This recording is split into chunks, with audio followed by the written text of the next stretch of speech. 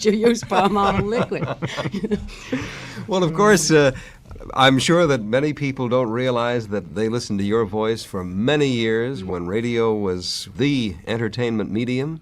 You were so many of the top characters in the soap opera field, especially. And Ed, I suppose you can tell us. Yes, Jan has been on about everything. I guess you've been on a lot of the nighttime shows and about all the soaps, I believe. At one time or another, you either played a principal part or else you came in and maybe did a short stretch with any of the major soaps that were done on radio. So you've covered all of them, really. Jan, we take a special pride in you because you were with WTIC for a number of years before going to New York. You were doing a woman's show. Yes, I don't remember what we called it, a Woman's Day. I can't quite remember the title of the show, but I was on every day at WTIC with George Bowe as the announcer. Now, had you any acting experience? Well, I'd been in Boston for 5 or 6 years before that and had gotten my equity card working with E.E. Clive and Alan B. Holmes and at the Copley Theater.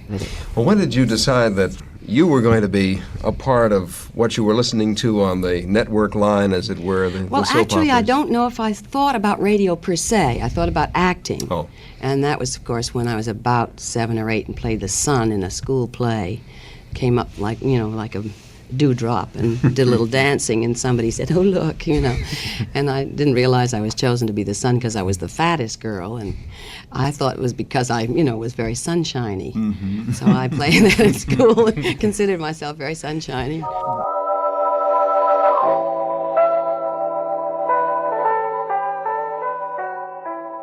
Perry Mason debuted over CBS airwaves on October 18th, 1943. On D-Day, it was airing at 2:45 p.m. from New York. Mason was a crime-busting lawyer, famous in fiction for unmasking killers in court. Though it came in the guise of crime drama, the show was full-bore soap opera. At points, Jan Miner played Della Street, Mason's secretary. Whoever was out of his way when it's time for him to speak, he'd get to that side of the mic because they were directional mics, I guess you call them. Well, both sides worked. But he'd have to move over because we worked in front of that microphone with arms flinging, and many times your arm would fling and the script would go flying all over the studio, and you'd have to run to the other side to read off the other person's script. Mandel Kramer played Police Lieutenant Tragg. Does the name Chick Vincent mean anything to you? No. Chick was a director of radio and producer of radio programs in the early days. I haven't seen Chick in a long time. I know he's still active. And Chick used to direct out on the floor, right there with the actors. He would wear cans and work right on the floor. And I've forgotten whether it was Nick Carter or whatever whodunit it was. At one point, the gunfight is supposed to ensue, or the guy's supposed to come up and pull the trigger, and the sound effects man pulled the trigger, and nothing happened. And Chick just said, "Bang!" True story. True story. His instincts just took over. He just couldn't allow that one to go past.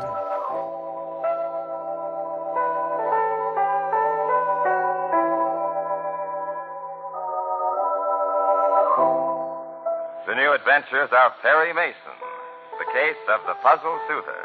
Another brand new mystery story by Earl Stanley Gardner, creator of Perry Mason, master criminal lawyer, champion of justice, genius at solving mysteries. Brought to you every day, Monday through Friday, by Camay, the mild beauty soap for a smoother, softer complexion, and Ivory Flakes, the flakes that help your clothes wear up to twice as long.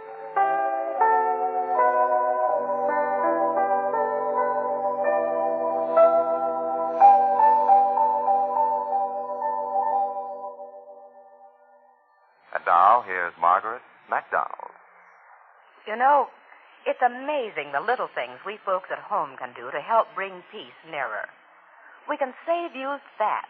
We can buy war bonds. We can make everything last longer. For one thing, you can get longer wear from your clothes. There have been times in the past, I'm sure, when you've been careless in the washing of a dress or a sweater, and it hasn't worn well. Well, these aren't the days to let that happen. These days, for your nice clothes, change to Ivory Flakes Care. It'll mean up to twice the wear. Your slips, your rayon dresses, your sweaters and blouses. Ivory Flakes helps them stay almost like new, up to twice as long. Don't wash things like that the wrong way, with the wrong kind of soap, because that's what often fades colors and frays seams. Do use Ivory Flakes. They're the flake form of pure ivory soap, They're tried and tested, proved absolutely safe for any washable fabric or color. Why, all kinds of clothes were washed over and over in Ivory Flakes, some of them more times than you'd wash yours in a year, yet they stayed practically like new. Try Ivory Flakes for your rayon stockings, too. Other tests, stocking strain tests, prove that rayons washed in Ivory Flakes last twice as long, and that nightly care will improve the fit of rayons, too. Change to Ivory Flakes care for all your nice things. You'll get up to twice the wear.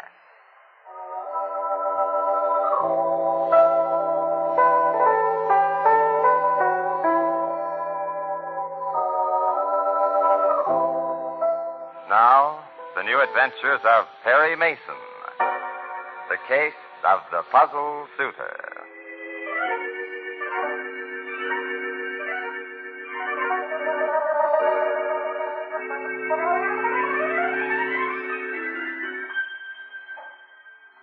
Perry Mason was more inclined to be amused than impressed when a mysterious young woman forced herself into his office to warn him that a man named Harriman C. Winthrop would be visiting the lawyer shortly to make a will, and that he was being unduly influenced by malign forces.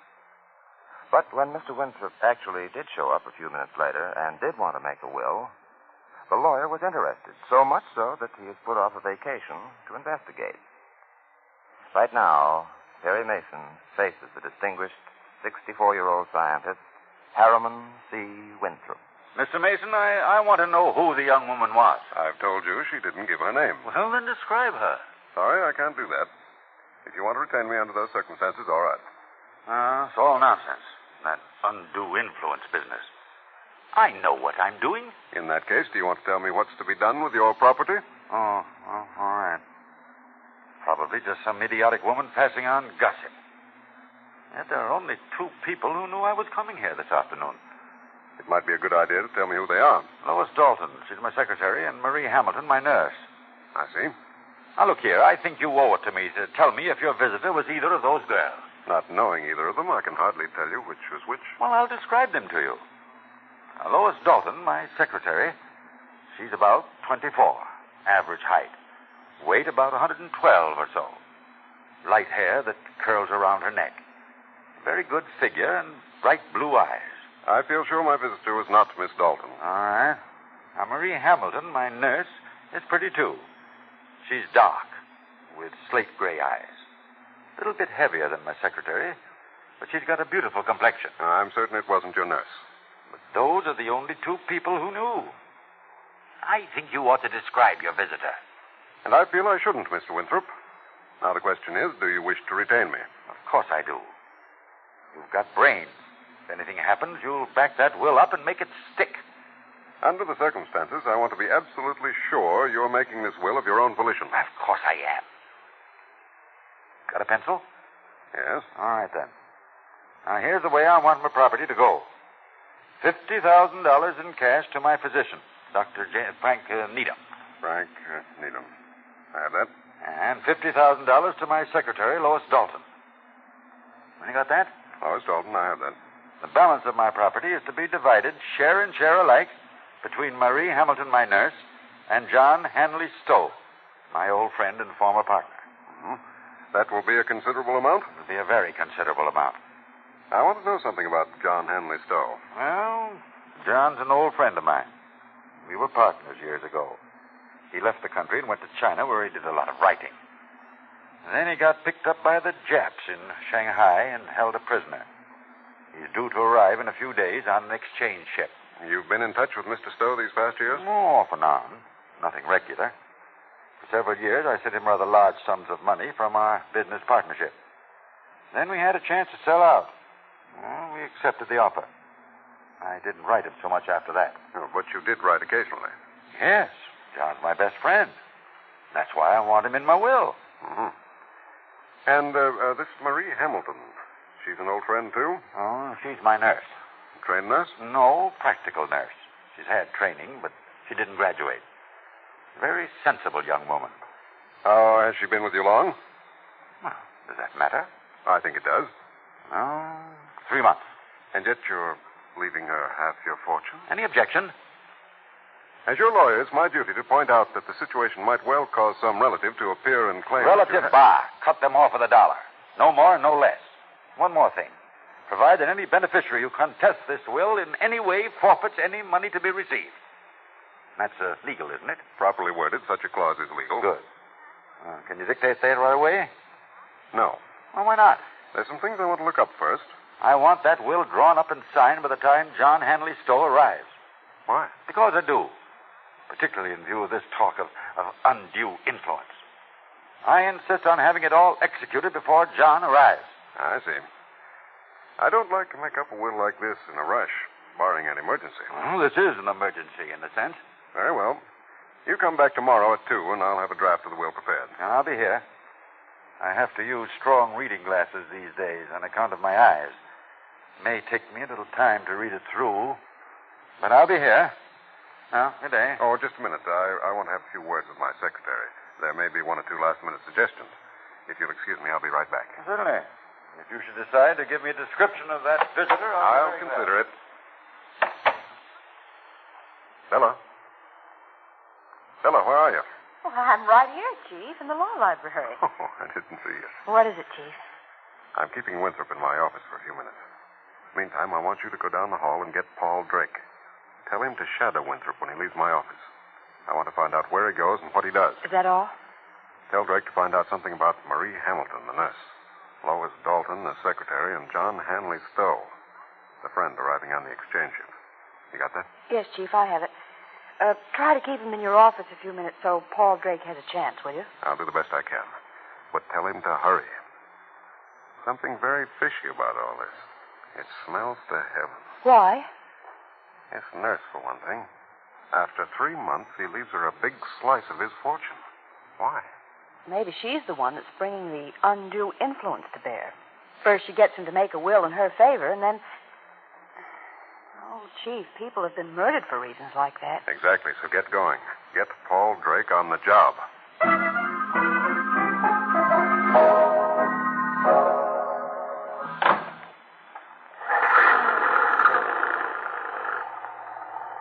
You were gone long enough.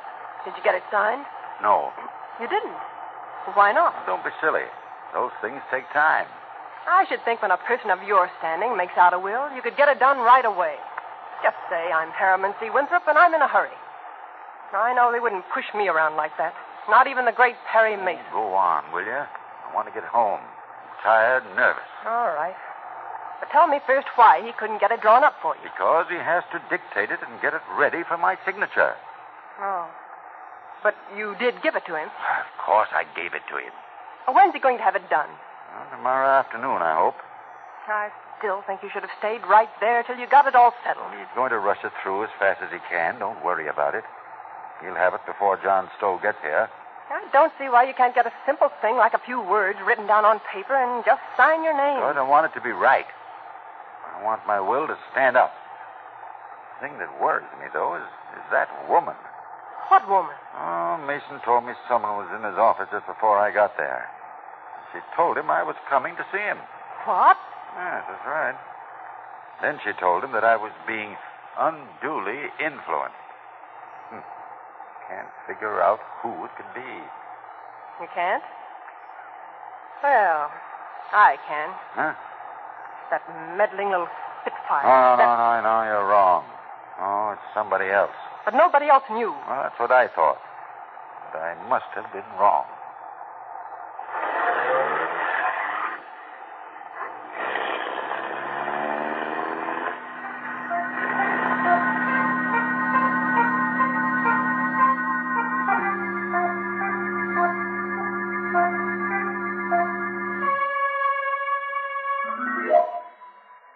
And as the car drives off, we wonder what this conversation means. Who is Mr. Winthrop's companion in the car, this woman who was so anxious to have the will signed? And why? Is it possible the elderly scientist is going to sign his own death warrant when he signs the document he's in such a rush to get? Tomorrow we'll hear Paul Drake's report on the principals in this dramatic case of the puzzle suitor.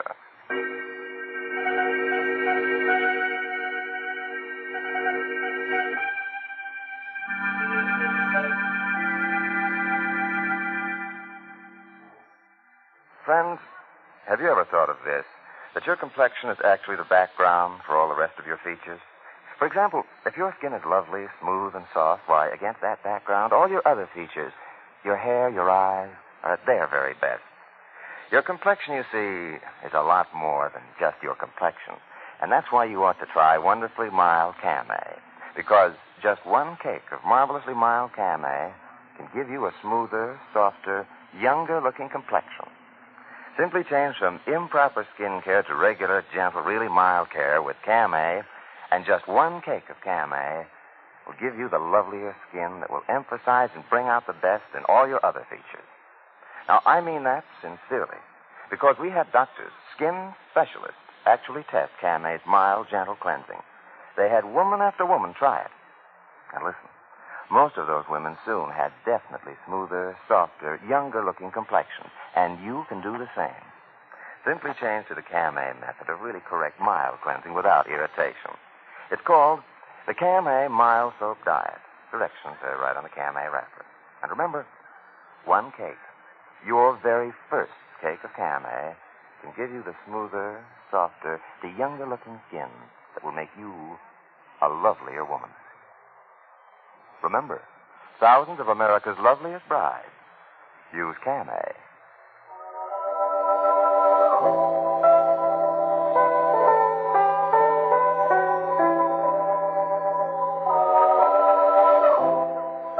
The New Adventures of Perry Mason are brought to you every day, Monday through Friday, by Camay, the mild beauty soap for a smoother, softer complexion, and Ivory Flakes, the flakes that help your clothes wear up to twice as long.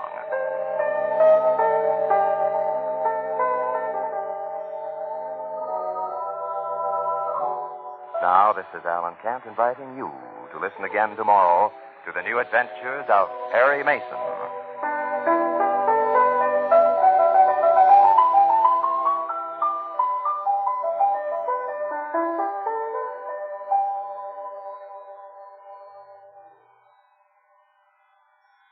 Some people are getting extra ration points. You can, too, by turning in your old, used cooking fat. Every drop is needed to save soldiers' lives. This is CBS, the Columbia Broadcasting System.